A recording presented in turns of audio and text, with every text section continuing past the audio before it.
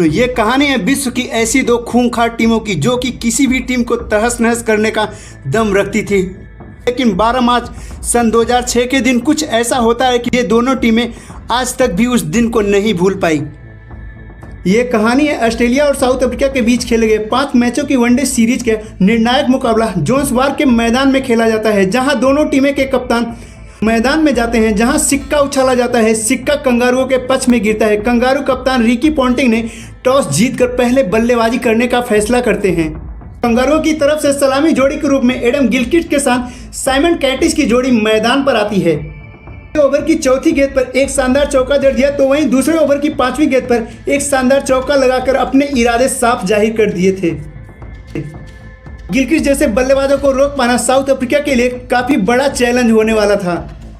Gilchrist और कैटिस की यह जोड़ी मैदान में बाउंड्री पर बाउंड्री लगाना प्रारंभ कर दिए थे।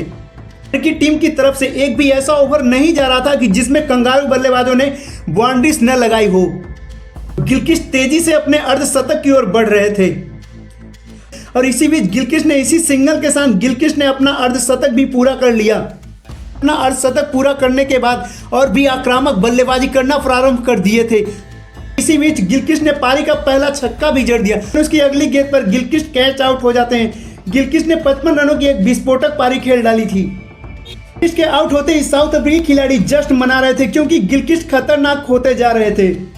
साउथ अफ्रीकी खिलाड़ी ये भूल गए थे कि मैदान पर रिकी पॉन्टिंग नाम का तूफान आ रहा था, जो कि गेंदबाजों के लिए काल बनकर मैदान पर आया था। साइमन कैटिस के साथ पॉन्टिंग ने पारी को आगे बढ़ाना शुरू कर दिए थे। के साथ साइमन कैटिस ने भी अपना अर्धशतक पूरा कर लिया। इसके बाद तो दोनों बल्लेबाजों ने अफ्रीकी गेंदबाजों के ऊपर इस तरह से टूटकर प्रहार कर रहे थे कि जैसे आज वो रहम के मूड में नहीं थे।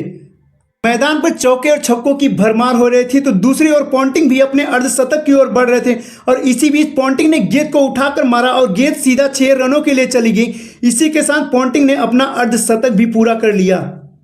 अब मैदान पर सिर्फ छक्के और चौके लग रहे थे। अफ्रीकी गेंदबाजी क्रम को पॉन्टिंग और साइमन ने जैसे मजाक बना दिया था। कंगारुओं की टीम का स्कोर 30 ओवर की समाप्ति के बाद कंगारुओं की टीम का स्कोर 200 के पार जा चुका था। इसी बीच साइमन कैटिस एक बड़ा शॉट खेलने के प्रयास में कैच दे जाते हैं।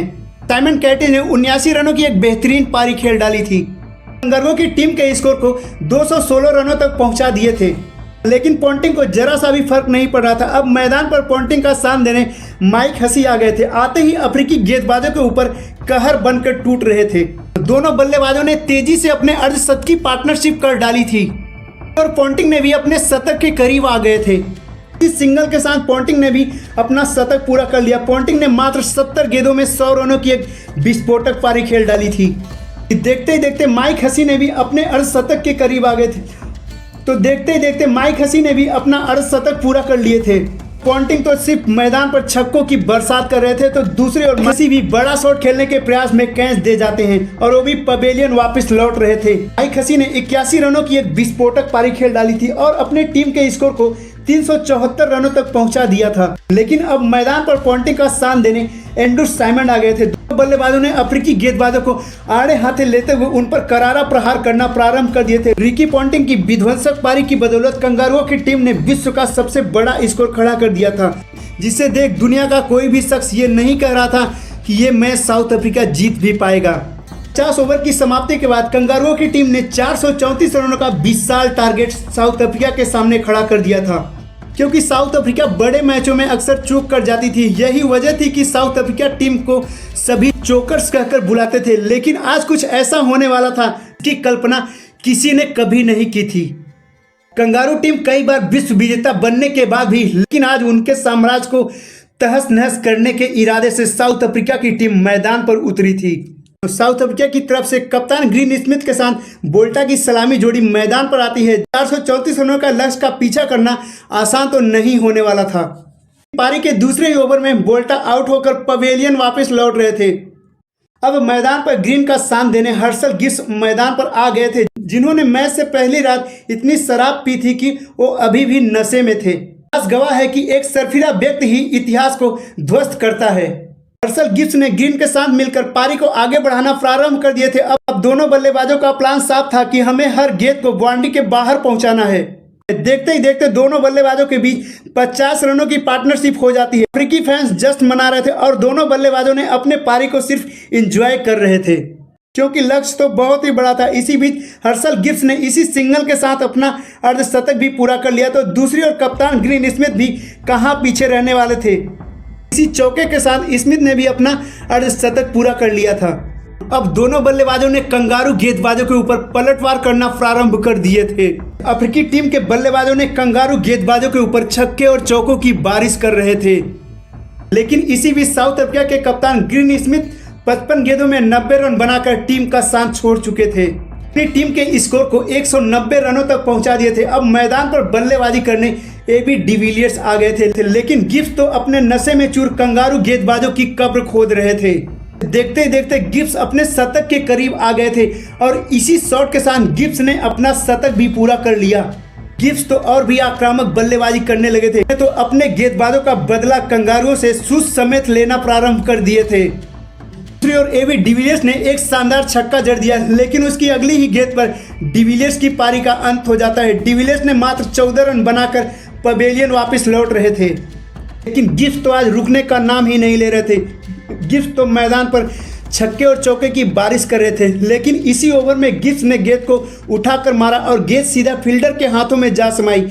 गिब्स ने 111 गेंदों में 175 रनों की एक विस्फोटक पारी खेल डाली थी। साउथ अफ्रीका टीम के स्कोर को 299 रनों तक पहुंचा दिया था। अब गिब्स के जाते ही साउथ अफ्रीका की उम्मीदें भी वापस जा रही थी। मैदान पर बल्लेबाजी करने के लिए जैक कालिस आ गए थे। अफ्रीकी टीम की उम्मीदें फिर से जिंदा होने लगी, लेकिन साइमन की गेंद पर जैक कालिस भी 20 रन बनाकर पवेलियन वापस लौट रहे थे। अब साउथ अफ्रीका को इतिहास रचने के लिए 50 गेंदों में 87 रनों की जरूरत थी। तभी जस्टिन कैंप ने एक शानदार छक्का लगा दिया, लेकिन उसकी अगली गेंद पर वो भी कैच आउट होकर पवेलियन वापस लौट रहे थे। मार्क बाउचर और वेंदर ने मिलकर कंगारू गेंदबाजों को दिन में ही तारे दिखाना प्रारंभ कर दिए थे। अफ्रीका टीम के स्कोर को 400 के पार पहुंचा दिए थे, यानी कि इतिहास बना दिए थे, जो कि कभी नहीं हुआ था। वो आज 2 बार हो चुका था, जो कि साउथ अफ्रीका को अब जीतने के लिए 13 गेंदों में 17 रनों की जरूरत थी। लेकिन अब अफ्रीका टीम को जीतने के लिए 6 गेंदों में 7 रनों की जरूरत थी। साउथ अफ्रीका अब इतिहास रचने से एक हिट दूर थी। ऐसा किसी को भी नहीं लगा था कि ये मैच यहाँ तक भी पहुँच सकेगा। ओवर की पहली गेंद पर एक सिंगल आता है, तो ओवर की दूसरी गेंद पर एंड्रू हॉल ने गेंद को 4 रनों के लिए भेज दिया। अब ऐसा लग रहा था कि साउथ अफ्रीका इस मैच को जीत चुका है। उत्साह का माहौल साफ दिखाई दे रहा था, लेकिन फिर कुछ ऐसा होता है कि साउथ अफ्रीका खेमे में सन्नाटा पसर जाता है। उसकी अगली गेंद पर एंड्रू हॉल कैच आउट हो जाते हैं। अब साउथ अफ्रीका को जीतने के लिए 2 रनों की जरूरत थी, तो वहीं कंगारुओं को 1 विकेट की जरूरत थी। लेकिन फिर अगले ही गेंद पर एक सिंगल लेते हैं और फिर साउथ अफ्रीका ये मैच टाई कर लेता है। फिर ब्रेटली की अगली गेंद और मार्क बाउचर ने गेंद को बाउंड्री लाइन के बाहर 4 रनों के लिए भेज दिया और ये ऐतिहासिक मुकाबला साउथ अफ्रीका की झोली में डाल दिया। कंगारुओं की टीम ने 434 रनों का विशाल टारगेट खड़ा किया था, लेकिन साउथ अफ्रीका की टीम ने 438 रन बना के ऐतिहासिक जीत दर्ज कर लिया था।